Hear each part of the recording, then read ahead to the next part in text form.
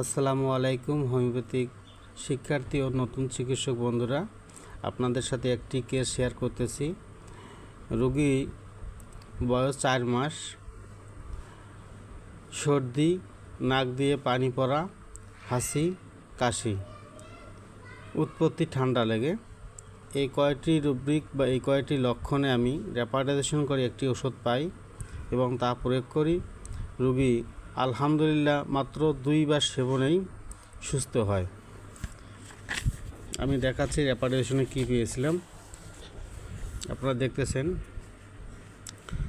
যে nose discharge watery, allium cepa, arsenic, মাক্সল, euphrasia ছাড়াও আরও অনেক ওষুধ রয়েছে। নোজ পেইন বার্নিং, বাচ্চাটার নাক বারবার হাত দিয়া ঘর্ষণ করতেছিল এবং তার অনুভূতিটা হয়েছিল সাটিয়ে যাওয়া। এজন্য আমি রুব্রিকটা নিয়েছিলাম নোজ পেইন বার্নিং। ওষুধ পেয়েছি আর্সেনিক, ক্যালিয়ায়ড এবং সাইলিশিয়া, অন্যান্য ওষুধ সহ। তার এই নোজ ডিসচার্জ সাথে সর্দি ছিল,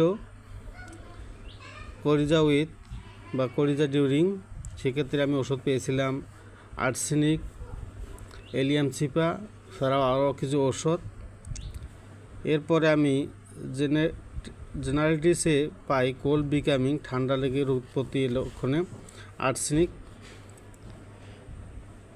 কোল্ড কাশি, কফ, কোল্ড বিকামিং, ঠান্ডা লেগে কাশি। এক্ষেত্রে আমি ওষুধ বেশ কয়েকটি পাই। তার মধ্যে ছিল আর্সেনিক, হিপাসালফা, ক্যালিকাপ, ফসফরাস, রাস্টক্স, রিউমেক্স, এছাড়াও আরও অনেক ওষুধ ছিল।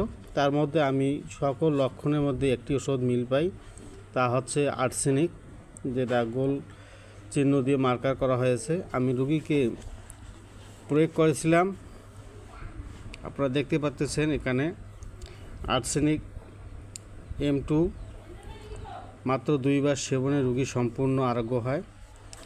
এ ধরনের ক্রনিক ডিজিজ এবং অ্যাকুইট ডিজিজ আমরা যদি সলভ করতে পারি, ইনশাল্লাহ হোমিওপ্যাথির চিকিৎসার অগ্রসর হবে।